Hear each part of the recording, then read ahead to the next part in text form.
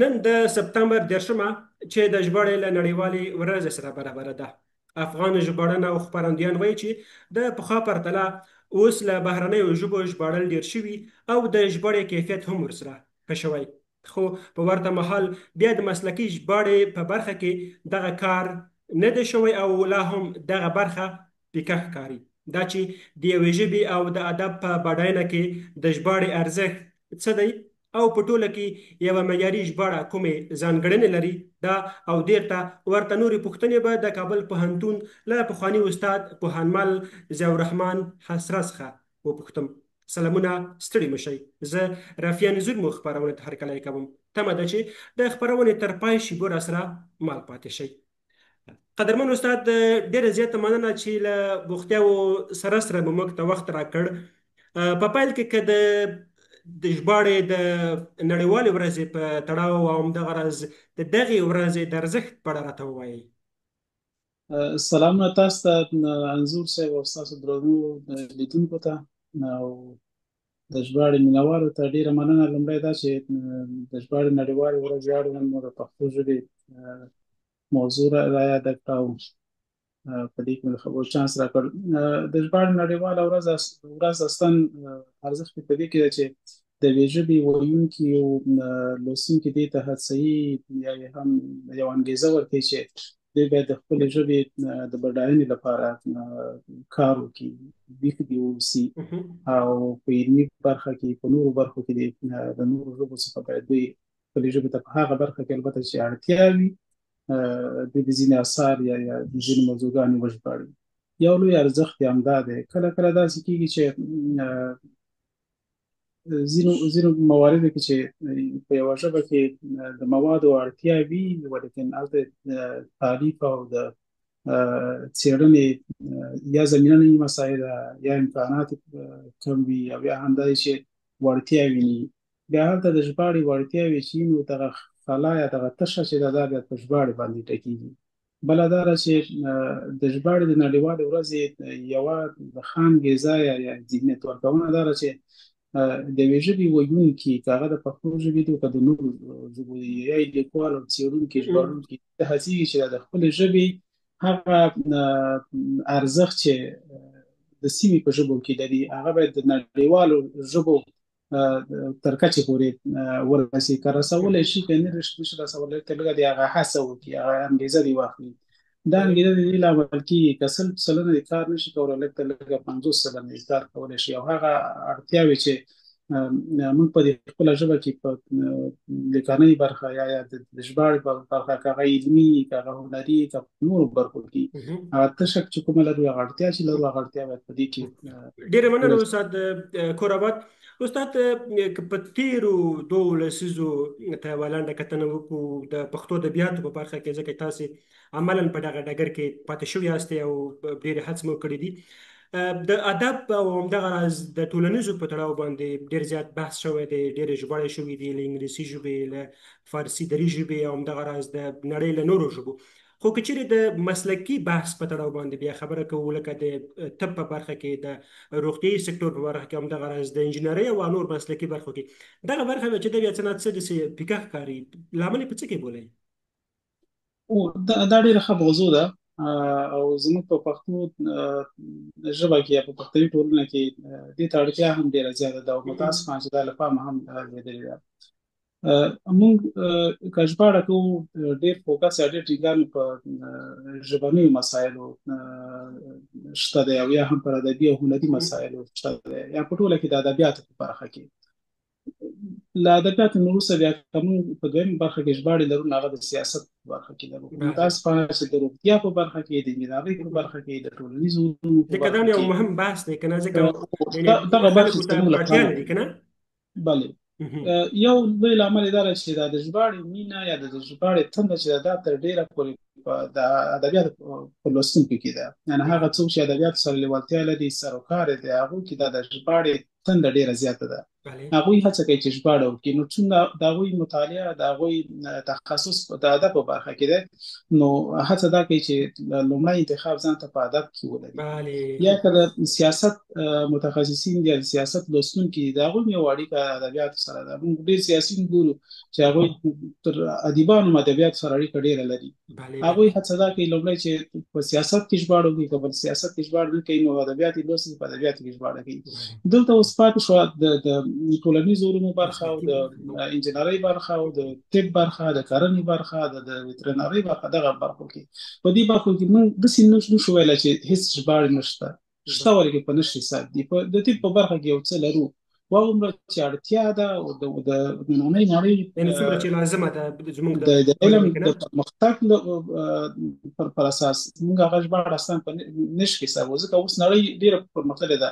موږ ژباړه لرو د شلو کال وړاندې یو اثر موږ ژباړله د اوس هم د طب د داخلي په برخه کې، د طب د نیورولوژي په برخه کې، د طب د اورتوپیدي په برخه کې راغلی استفاده کوو. لیکن اوس لا شلو کال نو وروسته شل رقم ته نور اثار، شل رقم ته نورې تجربې رامنځته شوي دي، پر هغو باندې اثار لیکل شوي دي. اړتیا ده چې موږ باید ویې ژباړو.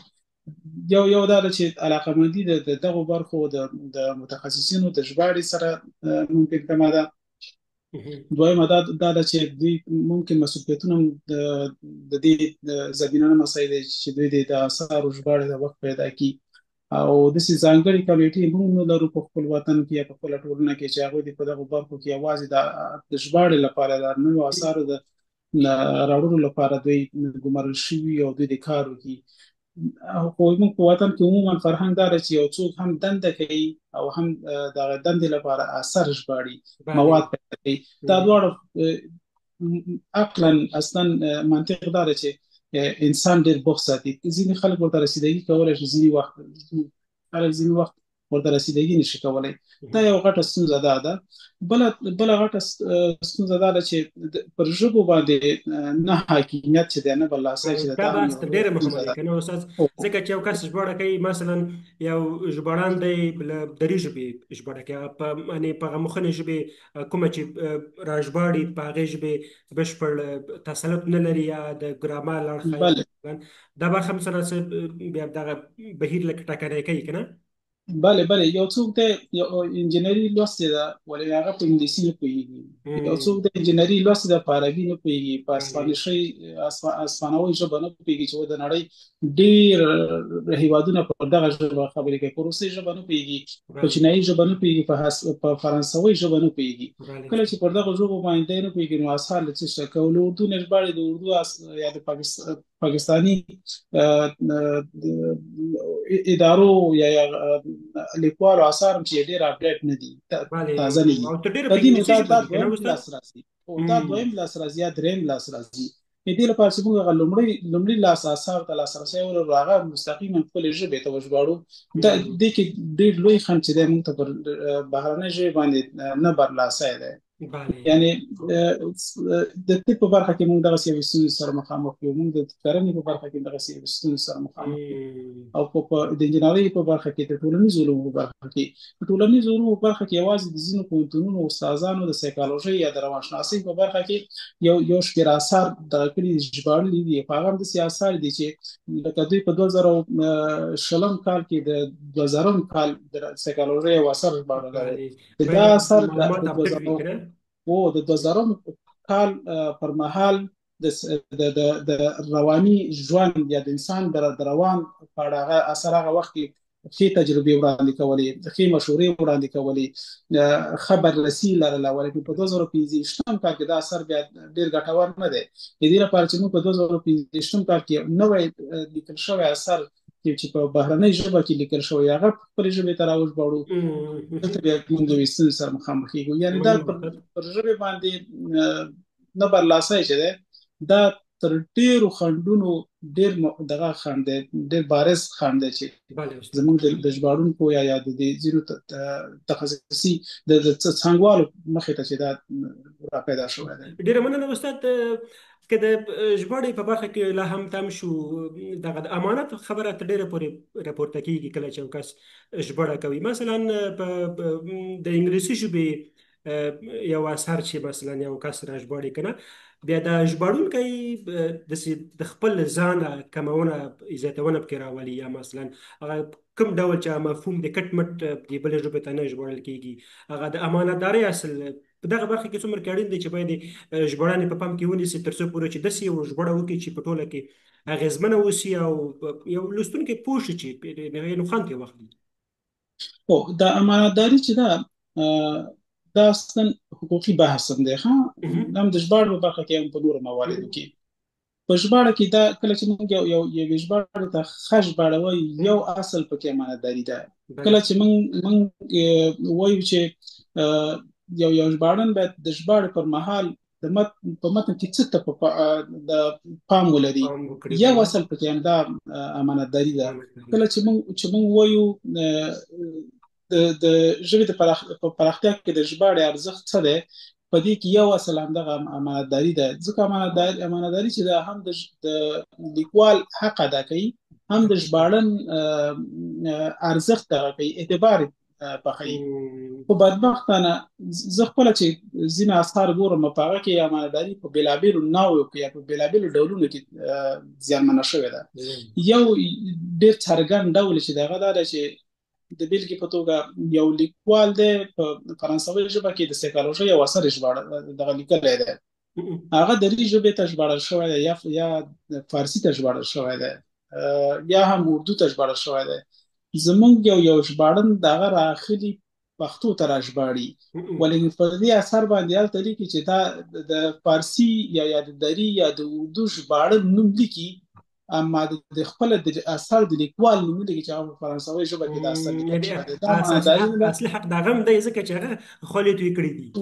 دا اصلا یو ډول غلا ده، دا بله. سرقت دی، د علمي سرقت دی، چې ځکه امانت دا امانتداري دا ده چې هغه د لومړني لیکوال نوم باید ولیکل شي.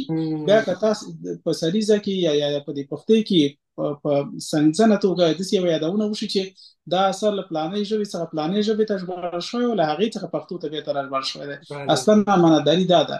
زموږ ژباړونکي څه کوي؟ زموږ ژباړونکي مستقیما دغه لیکي، یا د دې ژباړونکي نوم لیکي چې له کومې ژبې ژباړلی دی، یا د لومړني لیکوال نوم لیکي سره له دې چې دغه لومړني لیکوال اثر له لومړنۍ ژبې نه دی ژباړلی، له دویمې یا درېیمې ژبې ژباړلی دی. دلته د ژباړن حق تلف کړ، دلته د ژباړن په حق کې امانتداري ونه ساتله، ځکه دی خو په لومړنۍ ژبې باندې حاکم نه دی، دی پر درېیمې یا پر دویمې یا پر څلورمې ژبې باندې حاکم دی. د له دویمې درېیمې یا څلورمې ژبې څخه دا ژباړه کړې ده، ولیکن نوم یې مستقیما دغه لیکلی دی، لیکوال لیکلی دی. زه ما یو څه موده وړاندې دغسې یو علمي اثر سره زه مخامخ شوم چې علمي ترفیع پرې اخیستل کېده. هغه کتاب په سایکالوژي کې په روانشناسۍ کې له یوې بهرنۍ ژبې ژباړل شوی دی.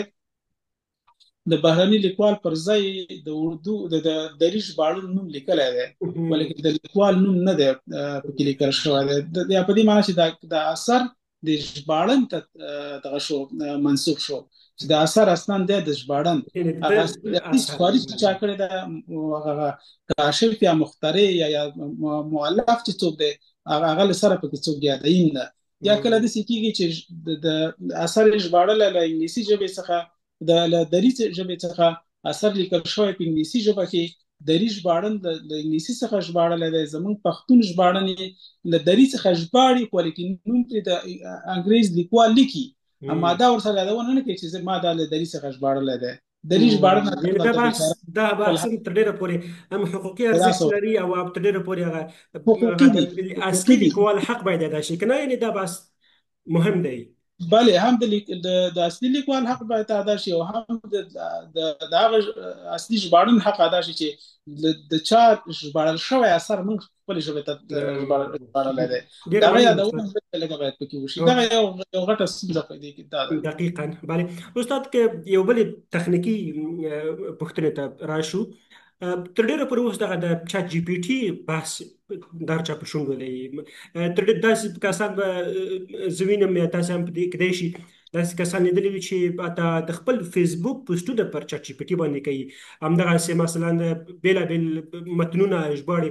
دغه د چټ جي پي ټي مسله تاسو له کومې زاویې ورته ګورئ؟ د هغه د ژباړې په برخه کې اغېزمنه تمامېږي او تر ډېره پورې د خلکو ستونزې حل کوي، او که نه پکار ده چې هغه ژباړونکي دغه چاره ترسره کړي؟ ځکه یا خو دا بحث تر ډېره پورې کله چې یو کس ژباړه کوي هغه ته به لږ حق زحمه حاصله شي، او بل د بډاینې بحث راپورته کېږي. یوه ټولنه د ژبې او د ادب بډاینه هغه وخت تر ډېره پورې یعنې ځلېږي چې له نورو ژبو ته ژباړې ورته وشي په بېلابېلو برخو کې. دغه بحث که راشو، تاسو څنګه د ارزوئ استاد؟ بحث دلته د چټ جي پي ټي څخه داسې استفاده ده چې هغه د ځان یا د خپل حافظې دغه یې ګڼي، وړتیا یې ګڼي. زه د چټ جي پي ټي په اړه یو تجربه درته وایم. چټ جي پي ټي اصلا په تاریخي او دینی متونو کې ډېرې نیمګړتیاوې لري. بله دقیقا. هیڅ کله د چټ جي پي ټي له چټ جي پي ټي څخه هغه معلومات چې په دینی برخه کې او په تاریخي برخه کې غواړي هغه سلنه مه دغه کوي، پر هغې باندې یعنې تکیه باید ترې ونه شي. نه نه نه، هغه نیمګړتیاوې لري، هغه باید مرور کوي. یو که دا په هره برخه کې. دویمه دا که ته یو اثر ژباړې پر چټ جي پي ټي باندې، چټ جي پي ټي هغه رقم ته نه ژباړي لکه دا ته چې ژباړي او بل ژباړي، ځکه دغه انساني دا لغات دي. چټ جي پي ټي د خپل د انسان په رول کې یو دغه ژباړه نه تر سره کوي. چټ جي پي ټي الفاظ، کلمات، توري له نورو سرورونو څخه راټولوي، هغه ترکیبوي او بیا تا ته درکوي. لکه د مبدا او خبر او ژبني جوړښتونه، کنه پښتو یاګانې، دغه یو بحث دی. دا ډېرې یعنې پرته له دې نه ډېرې نور نیمګړتیا لري. په دا چې د کلماتو په ژباړه کې یو کلمه ده مثلا په عربي ژبه کې هغه 10 رقم ته معناوي لري، په انګلیسي کې دي 15 رقم ته معناوي لري، په فرانسوي کې دي 10 رقم ته معناوي لري. چټ جي پي ټي لدی معنی څخه یو معنا د تر اخري ورګناس له ساج ژباړه کې دغه هیڅ مفهوم نه لري. او چې ته خپل ژباړه کوي چې ته درک لري، ته شعور لري، تا سره تفکر شته دی، ته پر دې فکر کوي ته قراین د جملې ګوري چې دغه لغت چې دلته راغلی دا په دې لسو معنیو کې کومه معنا سره تناسب لري، دا خپله ترې راخلي. یعنې ما لیدلی دي عملي تجربه درته وایم، ځینو ملګرو په دې باندې ځینو ځایونو کې موږ سره بحثونه کړي دي چې چټ جي پي ټي کې دغه راډول نیمګړتیاوې دي. چټ جي پي ټي په انګلیسي ژبه کې چې دا غربیان اصلا ترې استفاده کوي، دوی په ځینو مواردو کې ترې استفاده کوي، ډېره ګټوره ده. دوی چې استفاده ترې کوي بیا خپله ژباړه ګوري. ځکه اوس د چټ جي پي ټي په انګلیسي کې، ځکه دا تاسو چې مخکې یادونه وکړه که نه، ځکه دا د غربي ټولنې لپاره جوړ شوی دی. د انګلیسي ژبه ممکن ډېرې سرچینې ولري، منابع زیاتې وي نسبت پښتو ته. نه جوړه شوې خو د ټولو لپاره دغه مختصوي نه یوازې کارولې برخه کې چون دا په انګلیسي ژبه کې دغه چې دي د نومونه چې دي ټولې په انګلیسي ژبه دي، ژبه انګلیسي ده. دا چې په بل ژبه موږ سره خبره کوو د دویمه ژبه ده. کله چې موږ په دویمه ژبه ور سره خبره کوو، تاسو وګورئ یو معلومات نه په انګلیسي ژبه مو غواړئ، تاسو په دری او په پښتو ترې وغواړئ چې نحوي جوړښتونه سر او د متونو د ګرامر څومره توپیر لري. په انګلیسي ډېره صفه درته لیکي. کله چې ته دغه رقم ته یو متن پرې ژباړې، هغه رقم ته چې ته خپله ژباړې تقریبا 50% دغه لري توپیر لري. په تېره چې دري ته ژباړې، چې پښتو ته ژباړې، اردو ته ژباړې، هندي ته ژباړې، یعنې په دې باندې تکیه چې دا د ژباړن ناکامي ده او باور یې له منځه وړي. که نن څوک پرې نه پوهېږي، سبا به پرې خلک پوهېږي. بل دا همدا نن هم خلک پرې پوهېږي. چا چې چټ جي پي ټي کارولي هغه پرې پوهېږي. هغه فیسبوک کې خلک متن کې لاندې ورته کمنټونه لیکي چټ جي پي ټي زنده باد، یعنې چټ جي پي ټي نه استفاده کړې ده. چټ جي پي ټي د معلوماتو ورکولو سبک چې دغه میتودولوژي چې ده هغه ډېره ښکاره ده د انسان د میتودولوژۍ سره. ډېره مننه استاد. ډېره مننه استاد کورآباد. استاد که د ژباړې په معیار باندې خبرې وکړو، یعنې په ټوله کې یوه ښه ژباړه کومې ځانګړنې لري او په ټوله کې کومې ژباړې ته ښه ژباړه ویلی شو ستاسې د فکر نه؟ دا ژباړه چې یو ډول ذوقي مثلا د هنري مثلا دا د یو ټول مننه دریز نشته چې په هر ځای کې سړی وایي چې یو ښه ژباړه چې ده دغه ځانګړنې ولري او دا ټولو ته د علم غوندې د منلو دا د هر انسان خپل درک دی.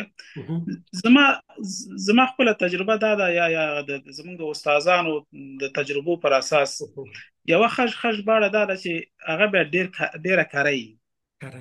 یعنې څه چې په هغه لومړني متن کې وو هغه متن په ډېر دقت سره راژباړلی. دقت دا نه چې هو په هو دې همغه راژباړلی، نه، دقت دا چې کوم مفهوم یا کومې معناوې چې په هغه متن کې پرتې دي هغه یې په صداقت سره راژباړلي او د خپلې ژبې ته را انتقال کړي. دویمه دا ده چې د دې ژباړې ژبه بیا ډېره ساده وي، یعنې لوستونکی او اورېدونکی له دې ژباړې څخه چې کله دا لولي یې اوري له دې څخه درک وکړي، مفهوم ترې واخلي. لوستلې لکه د لغاتو له مخې د جملو د نحوي جوړښتونو له مخې دا ډول د لهجو له مخې هم لوستونکي او هم اورېدونکي ته باید پیچلې نه وي. د دې ترڅنګ ژبه باید وساتل شي، یعنې ژبه د ژباړې چې دا باید زیانمنه نه شي. د موضوعګانو کومې موضوعګانې چې په دې ژباړه کې راځي د دې موضوعګانو ترمنځ یو تسلسل باید موجود وي، همغږي پکې وي. د دې ترڅنګ ما مخکې د امانتدارۍ باندې خبرې وکړه، امانتداري باید په دې کې وساتل شي. د امانتدارۍ اصل چې دی دا په دې ټولو برخو کې ډېر دغه مهم دی، هم د ژباړونکي اعتبار ساتي، هم د دې ژباړې اعتبار ساتي، او هم هلته د لومړني لیکوال یا لومړني ژباړن چې هغه څوک که یې ژباړه ژباړلي او که یې تالیف ژباړلي که یې څېړنه ژباړلي نو د هغه حق ماته کېږي پکې. ډېره مننه استاد.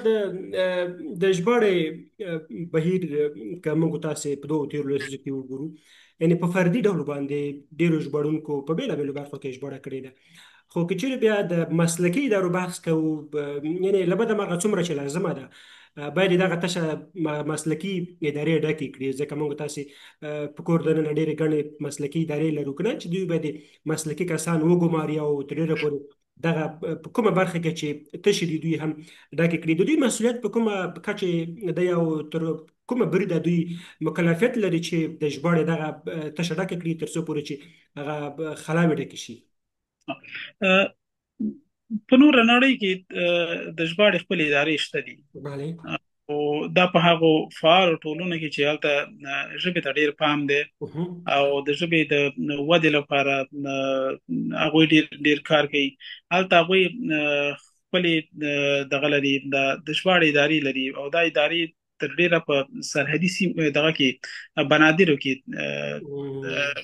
دغه دي میشت هلته فعالیت کوي. هر کله چې دوی یو بهرنی څیز خپل هیواد ته را انتقالوي او په دې هیواد کې د هغې لپاره د دې هیواد د مروج ژبې یعنې هغه دولتي رسمي ژبې څه نشته، کلمه نشته، نوم نشته دی، دغه ژباړې مرکز چې د دې لپاره بدیل جوړوي. چې زه ډېره ښه بېلګه درته فرانسوي ژبه درته یادولی شم، جرمنۍ ژبه درته یادولی شم، عربي درته یادولی شم. بله، ګاونډۍ فارسي ژبه په ایران کې د دې لپاره د فرهنګستان لري. په ترکیه کې دوی ورته اداره لري چې ترکیه ته هر توکی انتقالېږي له نورو هیوادونو څخه، هغه کې په ترکي ژبه کې ورته نوم نشته. دغه د ژباړې اداره چې د دې لپاره دغه کوي، دا د سوداګرۍ په برخه کې کار دی چې ژبې ته دوی پکې وده ورکوي. په علمي برخه په پوهنتونونو کې د ژباړې دغه دي پوهنځي شته دي، او هغه پوهنځي یوازې د ژباړې په برخه کې کار کوي. تیزیسونه پکې لیکل کېږي، مونوګرافونه پکې لیکل کېږي، څېړنې پکې کېږي، موضوعګانې د محصلینو لپاره ورکول کېږي چې دوی د بېلابېلو موضوعګانو له بېلابېلو ژبو څخه وژباړي. هلته په ټولیزه توګه البته کار کوي، یعنې ادارې په رسمي توګه کار کوي. یا زموږ په وطن کې چې د متاسفانه چې لاملونه ډیر زیات دي. هلته په فردي توګه د ژباړې په برخه کې کار کوي. لکه زم یو اثر چې مې خوښ شو ژباړم تاسو چې یو اثر خوښ شو ژباړئ د بل چا کله کله داسې کېږي چې موږ درې واړو یو اثر ژباړلی بله زه دا داسې چې یو متاسفانه چې نور وخت را سره ملتیا نه کوي دا او پوښتنه ته په لنډه توګه ووایي ځکه چې دا بحث تر ډېره پورې مهم دی. هغه بله ورځ زه د دغه ورته څیز شاهد وم چې یو ژباړن یو کتاب لیکلی دی، بیا بل ژباړن راپورته شوی د کتاب یې نیمایي ژباړلی دی، بیا د فیسبوک له لارې یو بل سره خبر شوي دي چې دا خو ما ژباړلی دی. د دغې موضوع په تړاو کې داسې لنډه یادونه وکړئ او پر دې سربیره پیغام ورته ووایي هغو ژباړونکو ته چې عملا په دغه برخه کې کار کوي. پیغام ورته څه دی استاد؟ یو ښه لار البته ماته شخصا دا ښکاري چې زموږ ټولنه چې له نورو ټولنې څخه ډېره وروسته پاتې ده. په دې معنی چې په دې نورو ټولنه کې کله چې ته غواړې د یو اثر ژباړې ته اراده وکړي، دلته حتی حقوقي مسایل رامنځته کېږي چې هغه لومړني لیکوال ته به تحفظ هم پکې بله استاد. ورکړي. او بله دا چې دلته ویب سایټونه دي، په دې ویب سایټونو کې دوی پوښتنې کوي، بله ګروپونه په دې کې پوښتنې کوي. ځینې ادارې د هغو ته اطلاع ورکول کېږي رسمي چې دغه اثر په کوم تاریخ کومې ژبې ته چا ژباړلی دی، نه دی ژباړلی. دغسې یو څه معلومات راټولېږي. زموږ په ټولنه کې بیا دغه څه نشته، امکانات نشته، ژباړونکي په دې کې ډېر ګرم نه دي. خو ښه لاره یې دا ده چې موږ اوس یو تر ټولو بهترینه د عامه پوهاوي وسیله چې د هغه سوشل میډیا ده. دوی کولی شي د سوشل میډیا کې د یوې محدودې وقفې لپاره لږ تر لږه د یوې میاشتې لپاره سر په سر دغه پوښتنې وکړي. لږ تر لږه په ځینو ادارو کې لکه په پوهنتونونو کې، لکه په علومو اکاډمۍ کې دا پوښتنې وکړي چې دغه اثر چا ژباړلی دی که نه دی ژباړلی، دغې ژبې څخه دغه لیکوال دی، په دې تاریخ لیکل شوی دی، له دغه موضوعګانو څخه بحث کوي. دغه رقم ته له دې میتود څخه چې استفاده وکړي، زه باوري یم چې تر ډېره پورې موږ د دغه ټکر څخه خوندي پاتې کېږو چې یو اثر دی په یو وخت کې څو لیکوالو ژباړي. بهترینه لاره دا ده. بله ښه خبره ده، زه پیغام نه ورکوم ځکه زه ډېر کشر یم او خپله زده کوونکی یم. پیغام د لویو خلکو کار دی. یوازې ما یوه غوښتنه د یو پښتون ځوان په توګه دا دی، د افغان ځوان په توګه دا ده چې د ژباړې کوم اثر چې ژباړو لومړی باید د هغه په انتخاب کې موږ د مارکیټ ته دغه وکړو پام وکړو. البته د سوداګرۍ مارکیټ نه یادوم، د لوست مارکیټ، د اړتیا مارکیټ ته، چې موږ په کومه برخه کې د اثارو ژباړې ته اړتیا لرو او موږ که یو اثر وژباړو هغه ډېر زر په دې ځای کې یوه تشه ډکولی شي. زموږ د لوستونکو ورته اړتیا ډېره زیاته ده. د هغه اثر ژباړې ته باید دغه وکړو، اقدام وکړو. دا نه چې زما څانګه نه ده، زه پر هغې موضوع باندې حاکم نه یم او حتمي ده باید زه باید چون د حالت تقاضا ده او د مارکیټ تقاضا، زه باید دغه اثر وژباړم. نه، لطفا دا څانګهواله دغه ژباړه چې ترسره شي دا به ډېره مستقیم راشي، ډېره ګټوره هم راشي، ډېره بهتره هم راشي او ډېره اغېزناکه هم راشي. کله چې ما لوستي ادبیات یو زه ژباړه په اقتصاد کې کوم، یا زه ژباړه په انجینرۍ کې کوم، یا زه ژباړه په طب او دیني علومو کوم، صحیح ده، زما به لږه مطالعه وي، ولیکن هغه مطالعه چې د هغې څانګې او څانګهوالې لري زه یې نه لرم. نو زه د ژباړې پر مهال ډېرو مفاهیمو سره، ډېرو لغاتو سره، ډېرو کلماتو د عبارتونو سره مخامخېږم چې زه هغه په پامانهدارۍ سره نشم ژباړلی. په دې اساس ما په خپله ژباړه کې ډېرې نیمګړتیاوې دغه کړي، تخلیق کړي دي. ډېره مننه استاد پوهنمل ضیاء الرحمن حسرت چې له بوختیاوو سره موږ ته وخت راکړ. په قدرمنو لیدونکو دا وه د نن خپرونه. تر بیا او بلې خپرونې پورې چې زه رفیع نظور ستاسې درنه چوپړ کې حاضرېږم، تر بیا د خدای امان.